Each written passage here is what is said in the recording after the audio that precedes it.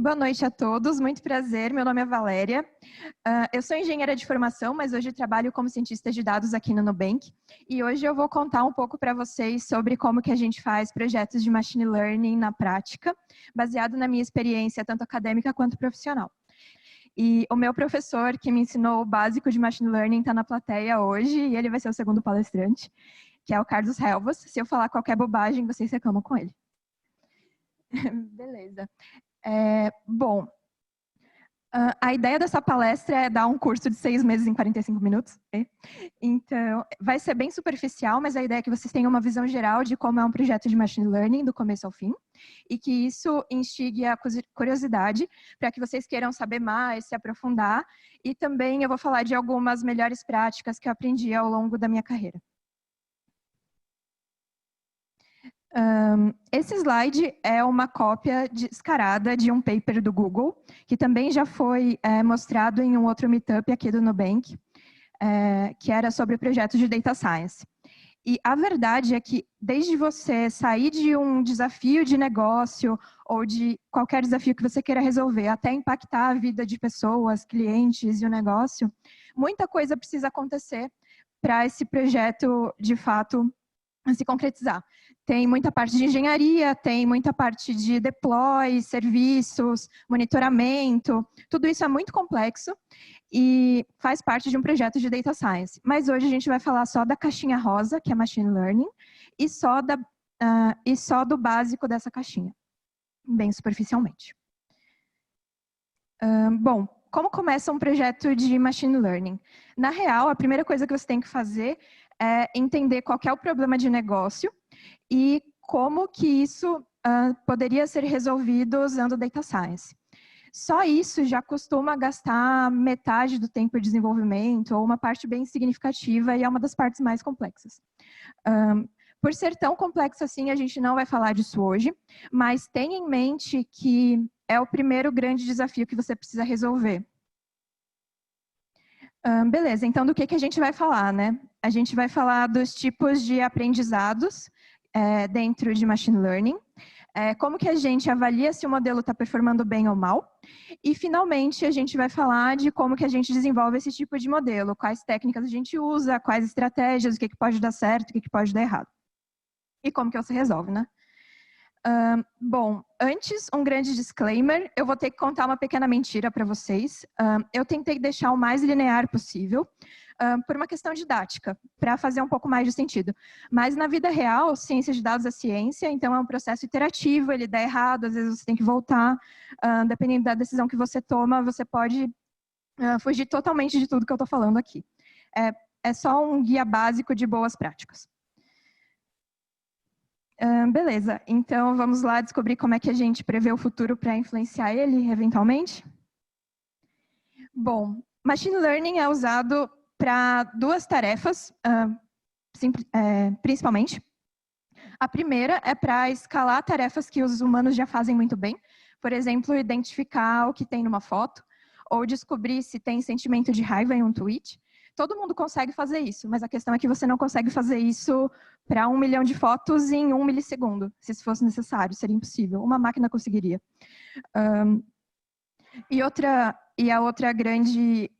O outro grande tipo é apoiar decisões em que os humanos não são tão bons para decidir.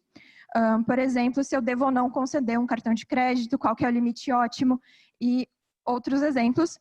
Normalmente, esse tipo de exemplo está relacionado a problemas multidimensionais. Eu, pelo menos como ser humano, consigo ver 2, 3 dimensões e olhe lá. Se tiver meio nebuloso, talvez nem isso. Uma máquina poderia ver centenas, milhares de dimensões e tomar a melhor decisão dentro desse conjunto.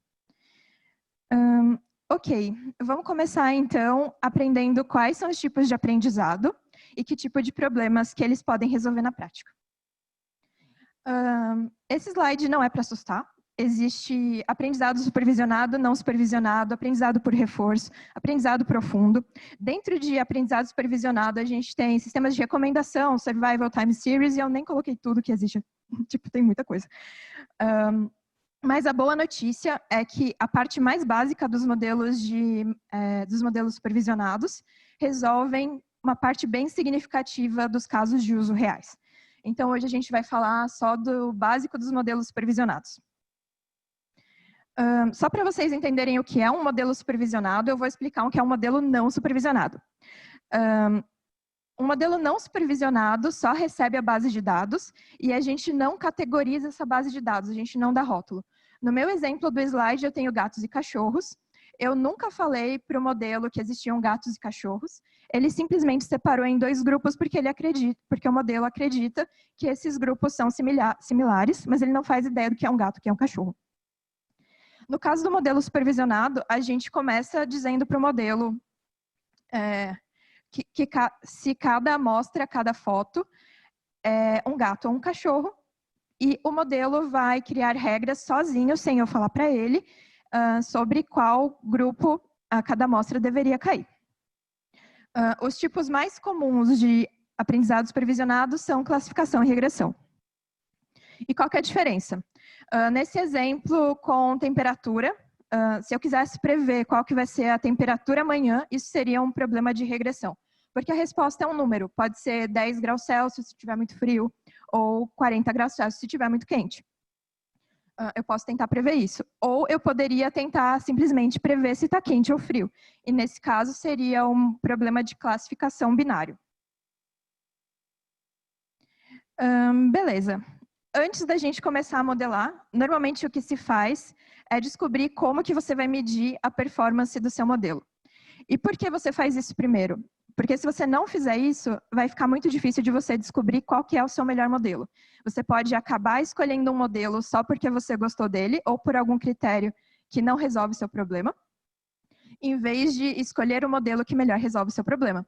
Então, você define uma métrica e constrói modelos que tentam melhorar cada vez mais essa métrica. Vou começar pelas métricas de regressão. E eu sei que tem equações aí, e você não precisa saber essas equações todas de cabeça, não importa. O que você precisa saber é que, para definir a melhor métrica, você precisa entender em quais condições que elas funcionam melhor. Por exemplo, o RMSE ele tem um termo ao quadrado.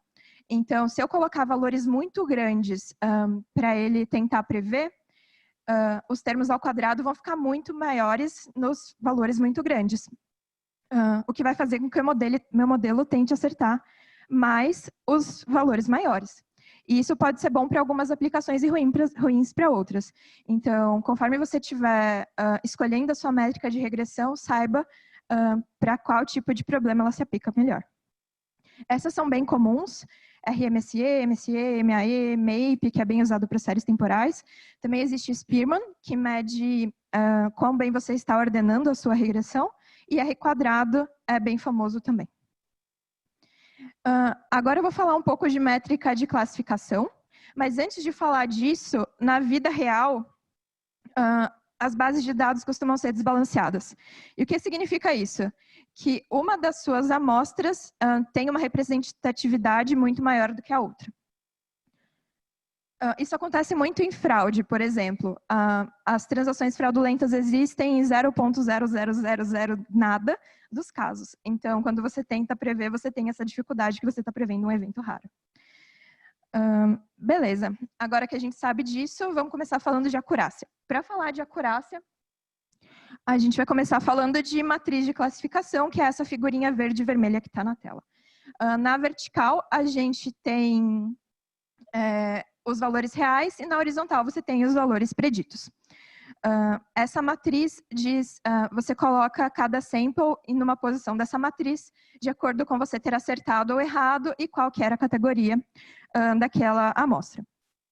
A acurácia é a parte verdinha, diagonal principal, dividido pelo conjunto total de dados. Beleza, parece simples, mas como a gente está falando de bases não balanceadas, imagina que você tem um caso em que o que você quer prever só acontece em 1% dos casos. Então, a gente vai ter esse cenário que está ali no quadradinho. E você cria um modelo cuja única previsão é 0. Qual que é a acurácia desse modelo? É 99%. Parece uma acurácia muito boa. Olhando só para esse número, você poderia acreditar que seu modelo está incrível. Só que, honestamente, o que você faz com um modelo que sempre prediz a mesma coisa? Ele não te ajuda a tomar uma decisão.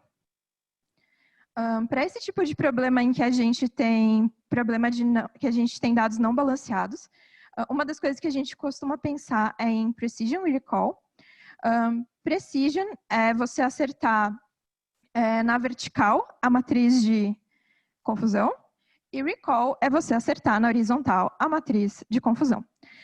Na real, é mais fácil pensar em exemplos, então precisão é o quão confiante você está que aquilo que você está falando está certo, e recall é, dado o seu pool de opções, quantas de opções que você está interessado em prever, quantos de fato você previu. Dependendo do problema que você tem, vai ser mais interessante você acertar mais recall, vai ser mais interessante você acertar precision. Por exemplo, se eu quisesse evitar que um míssil atingisse a Terra. Nesse caso, basta um míssil atingir a Terra que acabou o mundo. Logo, eu quero um recall muito alto. Por outro lado, imagina que eu tenho que dar uma vacina caríssima para um grupo de pessoas. Eu tenho poucas dessas vacinas. Se eu não der a vacina, a pessoa morre. E se eu der a vacina, não acontece nada. Para esse caso, eu quero dar vacina só quando eu tenho certeza que a pessoa precisa tomar vacina. Então, eu quero um precision alto. Cada problema de negócio vai exigir mais precision ou mais recall, e isso vai da experiência do data scientist. E uma das formas de ver isso é esse F-beta, que é a média harmônica ponderada com esse beta. Para betas menores do que 1, você está priorizando precision, para betas maiores do que 1, você está priorizando recall. Outra forma de tratar outra métrica para tratar dados não balanceados é o AUC, que é Area Under Curve, ROC, e ROC é essa curva que está plotada, e honestamente você não precisa saber o que é cada coisa, mas está relacionado com a matriz de confusão, true positive rate, true false positive rate. O que você precisa saber é, um modelo perfeito seria um quadrado. E quanto maior o seu AUC, melhor é o seu modelo. Costuma funcionar bem para dados não balanceados, mas esse é um tópico meio controverso na ciência de dados, tem pessoas que não acreditam nisso. E se você procurar na internet, você vai encontrar diversos artigos relacionados. E recentemente eu encontrei esse artigo que eu achei muito interessante, que é a combinação de AUC com Precision Recall. Para funcionar bem para esses casos, que são os casos mais comuns. Eu coloquei QR codes nos slides. Se vocês escanearem, vocês vão ser levados para a origem da informação que eu estou trazendo. Ok, já entendemos o que é classificação e o que é regressão. Uma coisa que as pessoas costumam acreditar, e é mentira, é que um modelo de classificação te dá uma probabilidade de um evento, e que a sua regressão te dá exatamente o que você quer prever. Ambas essas coisas são mentira. E a verdade é que, normalmente, para você tomar decisão com base em um modelo, você precisa de uma camada adicional que vem, normalmente, de duas coisas. Com certeza, business, regras de negócio. E, provavelmente, você vai precisar de algum tipo de calibração para que o seu modelo esteja prevendo, de fato, condiza com a realidade. Esses dois assuntos podem ser bastante complexos, então também não vou falar disso hoje, mas tenha em mente que o seu modelo sozinho não toma decisão, você precisa interpretar o que ele está te dando como resposta. Beleza, modelo começa com dado, então vamos falar o que é dado. Ótimo. Como eu estou falando só de machine learning básico, a gente vai falar só de dado estruturado, que é isso que está aparecendo na imagem, que esse é um exemplo da base do Titanic, do Kaggle, e parece uma planilha de Excel. Eu vou tentar evitar anglicismos o máximo que eu conseguir, mas às vezes eu só não vou saber a tradução direito, desculpa. Enfim, dentro dessa tabela, as linhas vão ser relacionadas à amostra e as colunas vão ser relacionadas a variáveis ou features. Boa, vamos falar agora de validação, e não sei se vocês já perceberam, mas eu estou falando muito do final e como o modelo vai ser usado antes de falar em como construir o modelo. Eu estou fazendo isso de propósito, porque, na verdade, você precisa fazer uma série de tratamentos na sua base de dados, pensando em como você vai desenvolver o seu modelo para evitar alguns problemas. Então, vamos começar a falar de conceitos muito básicos, overfit e underfit. Eu vou usar várias analogias relacionadas à escola aqui, porque eu acho que todo mundo, em algum momento da vida, frequentou alguma escola, então vai ser fácil de relacionar. Bom, imagina que você tem que fazer uma prova e você decorou todos os exercícios da apostila, você sabe fazer cada um deles de ponta cabeça se precisar, só que na hora que você tem que ir lá e fazer uma prova que tem um exercício ligeiramente diferente, você não sabe o que fazer. Esse seria um caso de overfit. Você não aprendeu, você decorou. O outro caso ruim seria o aluno que não estudou, não se preparou, ele não faz a menor ideia do que está acontecendo e ele também não consegue inferir com base em experiências passadas qual que é a solução dos exercícios que ele tem que resolver na prova. Isso seria um caso de underfit. E o caso ótimo é o aluno que nem decorou tudo, nem não estudou, ele aprendeu. Ele sabe o que ele está fazendo e mesmo que ele erre um pouco, tudo bem, porque no geral ele sabe. E se você olhar para esses conceitos em bases de dados, vai ser igual essa figurinha que está aí, que é um modelo que não consegue aprender com os dados que ele tem. Na esquerda, na direita, um modelo que está forçando a barra na hora de prever alguma coisa e não necessariamente uma nova amostra vai fazer sentido. Eu sei que isso é tudo muito chato, pelo menos, enfim. O que você precisa saber é que existem modelos, e a gente vai falar um pouco mais deles nos próximos slides, que têm tendência a dar overfit e tem modelos que têm tendência a dar underfit. Normalmente, os modelos mais simples dão underfit e os modelos mais complexos ou dão overfit. Beleza, finalmente chegamos em splits. Eba! Tá, vamos lá, coisas importantes aqui. Quando a gente está fazendo modelos de machine learning na vida real, o que a gente quer é que o nosso modelo consiga prever o futuro.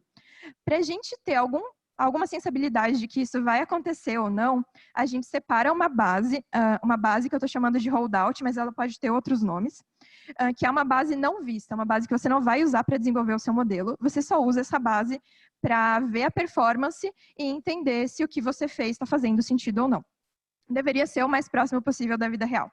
E onde você desenvolve seu modelo é na parte de treino e teste. Você separa treino e teste aleatoriamente, ou usando algumas outras técnicas que eu vou falar mais para frente. Beleza. Tente acreditar em mim que isso vai ser muito importante. Você precisa ter uma forma de validar a sua base de dados pensando em como que ele vai se comportar na vida real. Isso aqui é um slide que veio de um curso de Stanford, que é gratuito, ele está totalmente na internet, tem o link por QR Code. E eu só coloquei ele para vocês perceberem que às vezes a nomenclatura é diferente, mas o conceito é o mesmo. O que ele chama de teste é uma base não vista e ele separa uma parte de validação dentro da base de treino. Beleza, por que a gente tem todo esse trabalho antes de começar a modelar? Porque se você não fizer isso, a chance é que você vai se enganar, você vai fazer o seu modelo aprender coisas que ele não deveria. São os casos de vazamento. Vazamento temporal é quando você dá dados do futuro, e vazamento espacial é quando você treina o seu modelo com dados que ele não deveria ter visto, mesmo que seja no mesmo intervalo de tempo. Pensando na analogia da escola, imagina que vazou a prova do Enem, todo mundo viu a prova, todo mundo sabe exatamente o que tem que responder. Não quer dizer que você sabe o conteúdo da prova do Enem, só quer dizer que você viu a prova antes do que você deveria ter visto a prova. E outro exemplo de vazamento espacial seria se o seu professor colocasse na prova exatamente o mesmo exercício que ele colocou na lista de exercícios que você sabe resolver. A gente quer evitar esse tipo de coisa. Fazendo o split, a gente evita esse tipo de vazamento. E além de te ajudar para garantir vazamento, também te ajuda a otimizar o seu modelo. A gente tem as bases de treino e teste, treino, a linha vermelha, teste, a linha preta. Acho que é preta, mas sou ruim com cores. Ok, conforme você vai adicionando complexidade no seu modelo, o que vai acontecer normalmente é que ele vai aprender cada vez mais o treino. Porém, você pode cair num caso de overfit em que você não melhora tanto assim no teste. E se você medir performance no teste e no treino, você pode parar de adicionar complexidade no seu modelo quando você percebe que você não está mais melhorando a performance na base de teste. E isso é uma das principais funções desse split. Um pouco de techniques. Do lado direito do ponto ótimo, a gente está falando de overfit, e do lado esquerdo do ponto ótimo, a gente está falando de underfit. Beleza, ok. Finalmente vamos começar a modelar. Chega de blá, blá, blá, ou não. Tá, ok. A primeira coisa que você faz é definir um baseline. O que é isso? É o modelo mais idiota que você puder construir. Faz uma média simples, um valor constante, uma árvore de decisão, desculpa. Eu vou falar do que é árvore de decisão daqui para frente, né, um pouco mais para frente, mas faça um modelo muito simples, porque se o seu modelo muito simples tiver uma performance ok e adequada, para você adicionar complexidade no seu modelo, você deveria ter uma performance melhor do que esse modelo simples. Bom, falei o porquê. Ciência de dados é um pouco de experimentação, tem coisa que vai dar certo, tem coisa que vai dar errado. Então, se você define um baseline, você começa a melhorar em cima dele. Você começa a escolher modelos que tomam melhores decisões em vez de critérios que sejam mais subjetivos. Beleza. Normalmente, quando você pega uma base de dados, você não sabe o que tem lá. Então, você começa entendendo o que tem lá dentro e o nome disso é análise exploratória de dados. A gente faz isso para entender os dados, para criar intuição, para gerar hipóteses e para gerar insights também. Isso, honestamente, copiei de um curso do Coursera, que é Como Vencer uma Competição de Ciência de Dados. Aprenda com Top Kegglers. O link está ali. E eu só coloquei essa figura de motivação. Imagina que você tem uma feature, tem uma variável que assume dois valores, o roxinho e o cinza. A questão é, na sua base de treino, ela é muito frequente. Na sua base de teste, holdout, ela é pouquíssimo frequente. O seu modelo sabe prever muito bem para essa categoria roxa, mas ele não sabe prever bem para a categoria cinza. Se você cria um modelo com base nessa feature, o que vai acontecer é que ele não vai conseguir reproduzir na vida real aquilo que ele viu no período de treino, porque na vida real, a base que ele precisa prever é diferente da base em que ele foi treinado. Esse tipo de coisa você pega fazendo análise exploratória. E uma das coisas mais comuns de se fazer é olhar a estabilidade ao longo do tempo. E tanto faz o tipo de gráfico que você vai usar. O que importa é que você tenha alguma avaliação temporal. Normalmente eu faço no eixo X porque eu acho que é mais fácil, normalmente, porque você está olhando, sei lá, 2, 3 anos, começa a ficar muito complicada a visualização. Fazendo assim, ficar tranquilo. E a biblioteca que eu mais uso para fazer isso é a Seaborn, do Python. E é muito simples de usar e funciona bem. Outro gráfico que é bem famoso e ele é meio modinha, muita gente usando, é o gráfico de violino, que você consegue ver distribuição por categorias diferentes. Um gráfico bem menos fancy, mas que te ajuda a ver outliers. Outliers são eventos raros na sua base de dados, é o boxplot. Eu não sei se está todo mundo familiarizado com quantio, mediana, esse tipo de coisa, mas quantis, você pega a sua variável, ordena da menor para maior, quebra em 4 partes iguais. O primeiro quantio é 25%, depois a mediana, que é o quantio do meio, separa a sua base em 2 partes iguais, e o terceiro quantio, vocês já entenderam. Você aplica essa regra, e o que cair fora, essa regra que está nos slides, que é menor quantio, menos, menos 1 vez e meia, a distância entre os dois quantis, ou mais, dependendo de qual lado você está. O que cai fora é outlier, e é importante a gente se preocupar com outlier dependendo do tipo de modelo que você está usando. A gente vai chegar lá. Outra coisa importante é que é muito comum na vida real a gente ter dados faltantes. E nem sempre isso é um problema. Às vezes, o fato de o dado ser faltante é uma informação relevante. Então, é importante você entender, entender esses dados, e a biblioteca do Python que eu mais gosto para fazer isso é a Missing No. Beleza. Depois da análise exploratória de dados, ou não, você vai para Feature Engineering, a engenharia de variáveis. Essa aqui é uma das partes que pode envolver bastante criatividade dentro do processo de modelagem. Uma coisa que você precisa ter em mente é que nem todo tipo de engenharia funciona bem para todo tipo de modelo. Existem algumas coisas que fazem sentido, algumas coisas que não fazem. Isso vem um pouco de experiência, de estudar e de entender como que os modelos funcionam também na prática. Eu copiei a maior parte desses slides de engenharia de variáveis do material que está nesse QR Code, que foi feito por um Nubanker, o Hendrik van Veen. E ele postou isso na internet e tem acho que 90 slides. Tem mais feature engineering ali do que você vai ser capaz de usar na sua vida. Eu vou falar só dos mais importantes. Label encoding, que é você pegar a sua feature categórica e substituir por números. Por que você faz isso? Porque alguns tipos de modelo não aceitam feature categórica diretamente, você precisa transformar em numérica. Fazendo isso, você consegue usar esse tipo de modelo. Você pode adotar o critério que você quiser para fazer isso. Existem alguns que fazem mais sentido que outros. Outra técnica bem famosa é o one-hot encoding. Você vai pegar cada categoria da sua variável categórica e transformar em outras variáveis. Costuma funcionar bem, depende. A questão é que se a sua variável categórica tiver muitas categorias, você vai ter muitas colunas. E se você tiver muitas colunas, isso não vai ser bom para alguns tipos de modelos. Outra técnica que costuma funcionar muito bem é encoding por frequência. Você vai substituir a variável categórica pela frequência que essa categoria aparece na base. É uma boa técnica, só precisa tomar cuidado com collisions, que é que features categóricas diferentes podem gerar exatamente o mesmo tipo de variável encodada.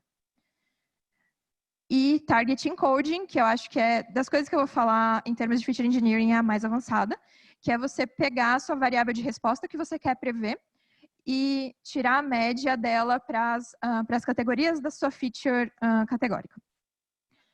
Precisa ter muito cuidado com isso, porque fazendo isso é muito fácil de você inserir vazamento na sua base de dados, que é aquilo que eu falei lá no começo. E para você conseguir lidar bem com esse tipo de coisa, existem algumas técnicas como inserir noise na sua variável resposta, como você fazer isso dentro de validação cruzada, que é outra técnica que eu vou falar um pouco mais para frente. Para variável numérica, não tem tanta firula assim para você fazer. Não, mentira, é só olhar o material do Hendrik que você vai achar muita firula para fazer. Mas o mais normal é scaling, que é você limitar o valor mínimo e máximo de alguma forma, usando alguma regra da sua variável numérica. Isso é importante para alguns modelos em que o range em que a sua variável numérica aparece vai impactar no resultado. Falando de missings, já falei que eu gosto de missings e que às vezes é importante olhar para eles. Uma das coisas que você precisa fazer para alguns modelos é preencher os missings, preencher os nulos. Se você for fazer isso, e talvez você precise para alguns modelos, eu só aconselho, e aí é recomendação mesmo, se não precisa fazer se você não quiser, cria uma feature categórica, que é uma feature binária, que é 0 ou 1, dependendo se a feature que você está preenchendo era vazia ou não. Porque depois que você preencher, essa informação vai continuar para o seu modelo se ela for uma informação importante. Existem várias formas de preencher. As mais normais são moda e mediana. Mediana, eu já falei, é o que divide a base, divide a sua base no meio, quando você ordena. E moda é o valor mais frequente da sua categoria. Ou numérica só. Outras formas de preencher é usando a média. Se você for fazer isso, só toma cuidado com os outliers na sua base de treino, porque altera muito o valor da média. E valores extremos também podem dar problema se a sua métrica ou seu modelo não forem robustos a outliers. Também é para isso que a gente faz análise exploratória, para preencher os dados da melhor forma possível. Beleza, chegamos no desenvolvimento do modelo, muito tempo depois. Bom, vamos começar falando dos modelos mais simples, daqueles que são interpretáveis e que também têm uma tendência a dar underfit. Árvores de decisão, dá para ver nessa imagem. Existe toda uma técnica para descobrir quais são os melhores splits, mas eu não vou falar disso hoje. O que você precisa saber é que uma árvore de decisão consegue criar regras para determinar a variável resposta. E se você segue o caminho ao longo da árvore, você consegue saber qual que é o valor predito, só lendo o que a árvore está te trazendo. Isso é bom para interpretar modelos, se você precisar, eventualmente. Modelos lineares, como o próprio nome já diz, é fitar uma equação linear para um modelo. Ali, do lado direito, a gente tem um exemplo de que o salário aumenta linearmente com os anos de experiência e a fórmula é só uma equação normal linear, que tem um termo de erro. Beleza. Dentro dos modelos lineares, a gente tem dois tipos. o modelo linear, que a gente usa para regressão, e o modelo logístico, que a gente usa para classificação. Para transformar o modelo linear em um modelo logístico, a gente só usa aquela equação f de x igual... nananã. E o que ele faz, ele cria uma curva S entre as categorias que você quer prever, e com isso você consegue saber se existe mais chance de algum ponto na sua amostra assumir algum valor que você está interessado. Beleza. A gente falou muito de feature engineering, a gente falou de outliers, a gente falou de standard scaling. Uma coisa que é bom manter em mente é que para modelos de árvore, tanto faz se tem outlier para o modelo, talvez não faça diferença, talvez faça diferença para sua métrica, você tem que prestar atenção. Mas para o modelo, colocar um outlier não vai mudar a decisão dele. No caso de um modelo linear, você pode mudar muito a sua resposta se você colocar um outlier para prever. Então, no caso do modelo linear, você precisa tomar cuidado com scaling das features. Beleza. Vamos falar agora de regularização, que é outro ponto importante dentro de Machine Learning. Quando eu tinha falado para vocês sobre validação, splits, eu falei sobre complexidade e performance. Regularização é um jeito de você controlar a complexidade do seu modelo sem perder tanta performance. Os mais comuns são laço e read, e eles têm essas fórmulas que estão aí embaixo. O laço é linear e o read é quadrático. Tenha em mente que se você usar o laço, seus coeficientes vão para zero, na caso da regressão linear, e no read esses coeficientes podem ir para bem próximo de zero. E regularização é um negócio que não existe só para modelo linear, existe para outros tipos de modelo também, mas a ideia é a mesma, você controla a complexidade sem tentar perder performance.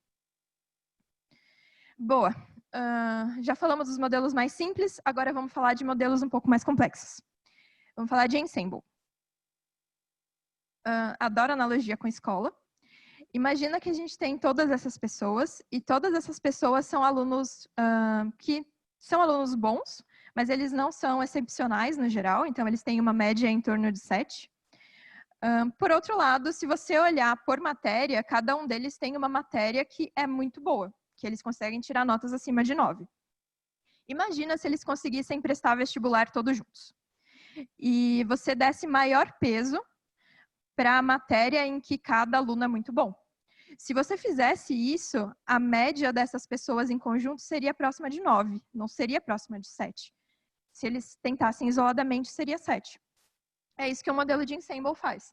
Ele pega o melhor de cada pessoa e usa isso para criar um modelo que é mais esperto, dependendo de qual tipo de problema você tem. Olhando para isso de um jeito um pouco mais tradicional, a gente tem essa base de dados. Na caixa 1, a divisão vertical do lado esquerdo consegue acertar bem os mais. A segunda caixa, com a reta vertical do lado direito, consegue acertar bem os menos. E essa reta na horizontal consegue ter uma boa proporção de menos e mais dentro daquela caixinha.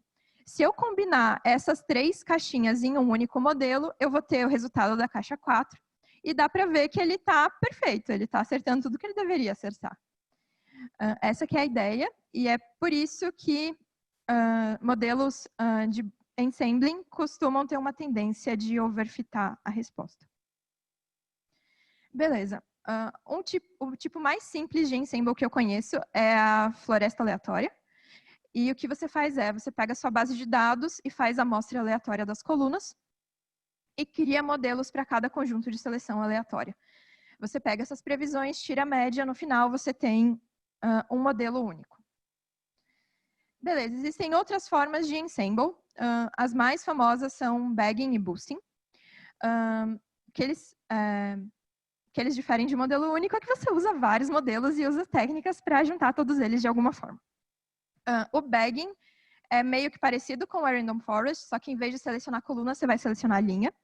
E outra coisa que é importante saber é que essas técnicas são agnósticas a modelo. Você não precisa fazer isso só para árvore ou só para, enfim, qualquer tipo de modelos. Vou falar um pouco mais de bagging e boosting. Vai ser bem superficial, porque são técnicas avançadas, mas é só para plantar curiosidade para que vocês leiam mais sobre o assunto. O bagging faz a amostra aleatória dos pontos para gerar todos os modelos. O boosting faz a amostra com base no... vai dar peso para a sua base de dados, de acordo com o erro que ele observa na previsão. O boosting faz isso de forma paralela, cria vários modelos e tira a média. Perdão, bagging, devia ter falado bagging. O bagging cria vários modelos e tira a média. O boosting faz isso de forma sequencial, ele vai otimizando passo a passo. A cada vez que ele itera, ele aprende com o erro passado. Beleza, tudo isso é muito complicado e eu expliquei bem superficialmente, mas o que você precisa saber é: existem implementações de boosting muito famosas para modelos de árvore, que são essas três que eu coloquei no slide, o XGBoost, o LightGBM e o CatBoost. Todos eles são feitos em árvore. Eles já estão aí no mercado há bastante tempo. O mais antigo de todos é o XGBoost. O segundo mais recente é o LightGBM, que foi feito pela Microsoft. E ele tem uma vantagem muito grande com relação ao XGBoost, é que ele é muito rápido. Ele tem técnicas internamente para conseguir ser mais eficiente na hora de criar esses modelos. Ele roda incrivelmente mais rápido. E a criança mais nova é o CatBoost. E como vantagens, ele tem já embutido formas de otimização de overfit e também tratamento de features categóricas, criado pelo Yandex. Todos esses projetos são open source e você pode simplesmente baixar e começar a usar. Beleza. Próxima técnica avançada, stacking. Que é você usar um modelo para combinar modelos diferentes. Isso é o que mais tem vencido competições no Kaggle, na história recente. E o que ajuda muito o stacking é você ter modelos que são muito diferentes entre si. Eles são capazes de otimizar partes diferentes do que você está interessado em prever. E você não precisa fazer isso em uma única camada, você pode fazer em várias camadas diferentes. Você pode realmente ficar um pouco louco com todas as possibilidades que você pode fazer de stacking. E costuma melhorar bastante performance. Por outro lado, aumenta bastante complexidade também.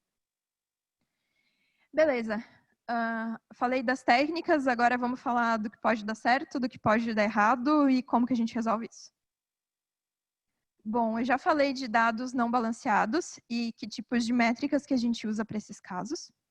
Mas além das métricas, existem duas técnicas, oversampling e undersampling. Os nomes são bem explicativos. Oversampling é você repetir a variável que existe com menor frequência, e undersampling é você reduzir a que existe em maior frequência. Normalmente, os modelos mais sofisticados já têm técnicas implementadas para fazer esse tipo de coisa, mas você pode ler na literatura melhores estratégias para fazer esse tipo de técnica. Voltando, refrescando a memória, a gente tem base de teste, validação, treino do material de Stanford. E eu só coloquei aqui para refrescar a memória porque a gente vai falar de validação cruzada. A forma mais famosa de validação cruzada é o K-fold. E a ideia é, você vai separar a sua base em K-parts, e cada uma dessas partes vai ser usada para validação em uma etapa de treinamento. Fazendo isso, você consegue ter média e desvio padrão da performance do seu modelo. E com isso, você consegue saber se ele está generalizando bem ou mal numa base que ele nunca viu antes. Outra vantagem de fazer isso é que você pode utilizar toda a sua base de dados, você não precisa perder um pedaço para validação, porque a sua validação está se movendo ao longo do tempo. Beleza. Outra técnica que a gente costuma usar bastante é tunar parâmetros de modelo. E existem todos esses tipos, na verdade mais tipos, mas eu só coloquei os mais comuns. Grid Search. Você pensa numa grade, você testa todas as possibilidades de parâmetros. É exaustivo, mas pode ser computacionalmente muito pesado. Existe o Random Search, que é testar parâmetros aleatórios. Por incrível que pareça, costuma funcionar melhor do que o Grid Search, na real. E o que eu mais uso, e para o meu caso, costuma funcionar muito melhor para mim, é essa implementação HyperOpt. E ele tem uma técnica bayesiana de otimização de parâmetros, algo bem complicado para eu falar ainda hoje, não vai dar tempo. E essa biblioteca está disponível, open source, para quem quiser usar. E para quem gosta de testar coisas diferentes recentes, no Kaggle o pessoal está começando a usar essa Optuna, que é parecida com HyperOpt, só que com algumas vantagens, como melhores visualizações e algumas outras vantagens. Beleza. Outra coisa muito importante que a gente costuma fazer é seleção de feature. Eu já falei que a gente quer ter a melhor performance com a menor complexidade possível. Se você consegue selecionar suas features de uma forma eficiente, você consegue reduzir complexidade. Isso vai ser bom quando o seu modelo for para produção, quando você tiver que monitorar os resultados dele, e inclusive pode ajudar na estabilidade ao longo do tempo. Beleza. Qual que é a ideia de feature selection? Você vai ter todas as variáveis que você quer colocar no seu modelo. Você vai selecionar um subset, vai medir performance e você vai fazer isso de forma iterativa até você descobrir qual que é o melhor conjunto de variáveis que gera a melhor performance que você pode obter. As principais formas de fazer isso são seleção para frente e seleção para trás. No slide, eu vou começar falando da seleção para frente. Então, você começa sem variável nenhuma no seu modelo e você vai adicionando uma a uma. A ordem que você coloca é por importância. Você começa com as variáveis que são mais importantes e conforme você vai adicionando variável, você vai medindo a performance do seu modelo. Adicionei a terceira, adicionei a quarta. E chega uma hora que você vai perceber que adicionar novas variáveis não muda mais a performance do seu modelo. Então, você podia parar. Nesse caso, você podia ter parado na terceira variável que já tinha performance suficiente. A seleção para trás é a mesma coisa, só que ao contrário. Que coisa. Você começa com todas as features e você vai retirando uma a uma e medindo a performance. Você vai fazendo isso enquanto você não perdeu performance suficiente para você achar que não valeu a pena. Você pode usar, inclusive, a combinação de seleção para frente e seleção para trás. Os resultados costumam ser parecidos. Beleza, mas o que é a importância de modelo, né, Valéria? Como é que eu sei qual feature que é importante? Machine Learning é para ser meio caixa preta, né? Às vezes eu não sei o que modelo está ali tomando decisão. Como que eu vou fazer isso? Bom, beleza, Feature Importance. A forma mais famosa, digamos assim, mais recente para fazer isso é uma biblioteca chamada SHAP. Na verdade, é uma técnica. E tentando explicar bem por cima o que ele faz você varia suas variáveis de entrada e vê como que isso impacta a sua variável de resposta. E você vai fazer isso recorrentemente para todas as features, para todas as variáveis de resposta que você tem. Conforme você faz isso exaustivamente, você consegue saber que tipo de variação que mais altera a sua previsão. E isso que é a medida de importância. Quanto mais importante uma variável quando eu altero o valor dela, minha previsão deveria mudar mais. A SHAP implementa isso e ela tem várias técnicas de otimização para tentar fazer isso da forma mais eficiente possível. A ordem que você testa as features faz diferença. Então, acaba sendo um problema meio complexo. Pode usar a biblioteca e ser feliz. Beleza. O que você precisa saber da SHAP na real? Como que você interpreta o gráfico? Um dos principais outputs da SHAP é esse gráfico. A gente tem as cores azul para valores baixos e vermelho para valores altos de cada feature. As variáveis estão ordenadas por importância, então da mais importante até a menos importante. E o que está no eixo X é o valor da importância de acordo com o SHAP, que não necessariamente se correlaciona com o que você quer prever, mas não é o valor do que você quer prever, mas está correlacionado. Esse aqui é um exemplo da própria biblioteca e o modelo quer prever a chance de uma mulher desenvolver câncer com base em algumas variáveis. A variável mais importante é a quantidade de anos que essa mulher tomou métodos contraceptivos. Se ela tomou por poucos anos, que seriam valores azuis baixos, ela tem menos chance de ter câncer. Se ela tomou por muitos anos, essa chance aumenta. E você vai interpretando cada uma das variáveis seguindo esse tipo de lógica. Da mais importante para menos importante. Beleza.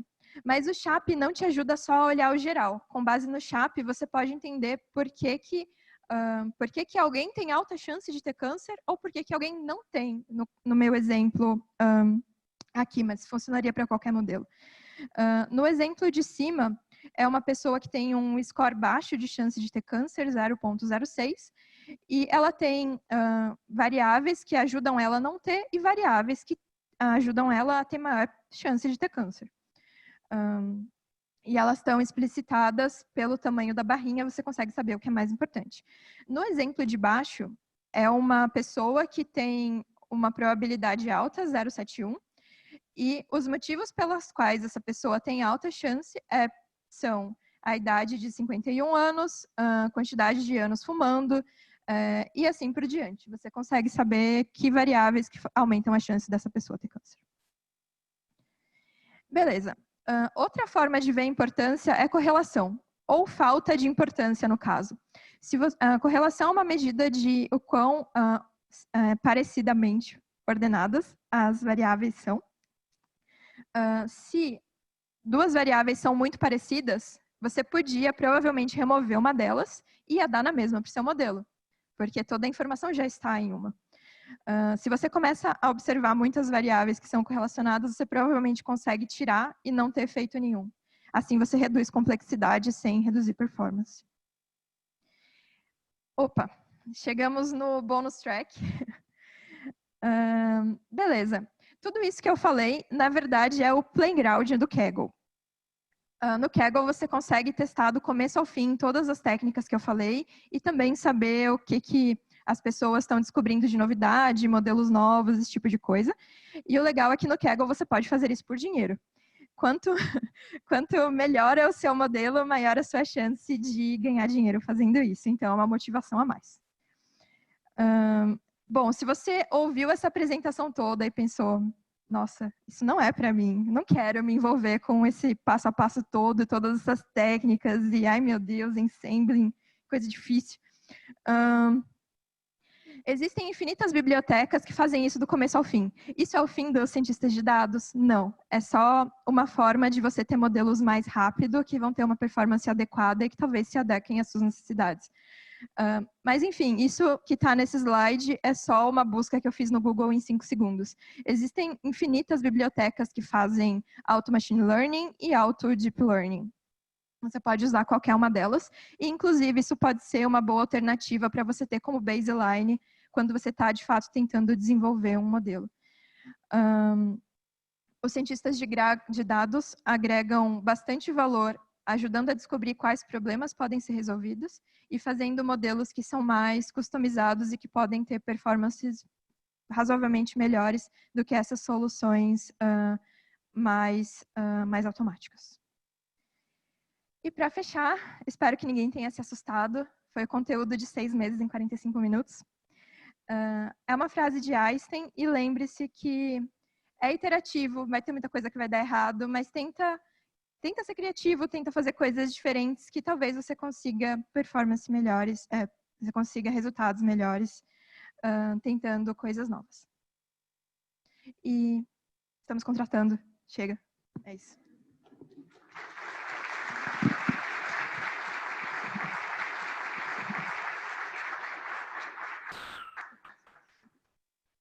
Não foge ainda, Valéria. Tem perguntas.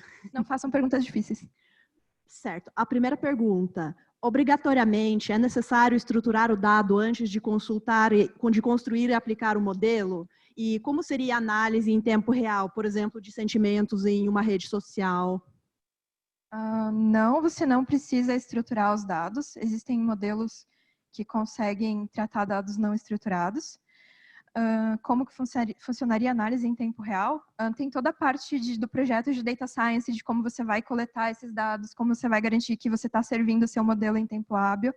Mas, na prática, o seu modelo, em geral, que é o mais comum de todos, ele é treinado e ele está preparado para receber algum tipo de informação e ele toma uma decisão em tempo hábil.